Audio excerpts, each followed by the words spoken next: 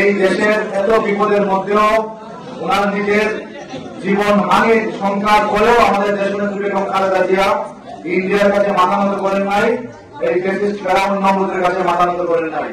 উনি ওনার জীবনের বিনিময়ে হলেও বাংলাদেশকে একটি স্বাধীন সার্বভৌম রাষ্ট্র হিসাবে রেখে যেতে চেয়েছেন।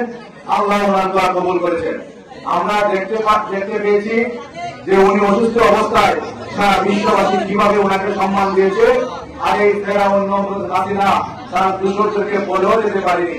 এক কাপড়ে কিভাবে মালবাহী গাড়িতে বাংলাদেশ থেকে তার ভারতে পালিয়ে গিয়েছে।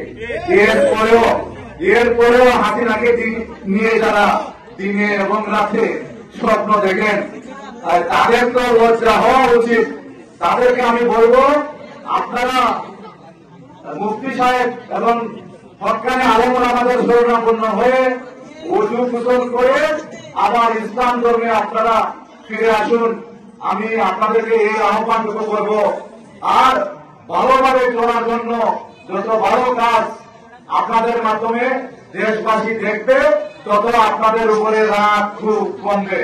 তো আশা করব আমার কথাটুকু পত্র এলাকায় যারা আওয়ামী লীগ, যুবলীগ, ছাত্রলীগ আরো বিভিন্ন লীগ এইগুলা নিয়ে বসবাস করেন, আপনাদের কর্ণকুহরে এই কথাটুকু আমলে নিলে আপনাদের জন্য ভালো হবে ভবিষ্যতে ইনশাআল্লাহ।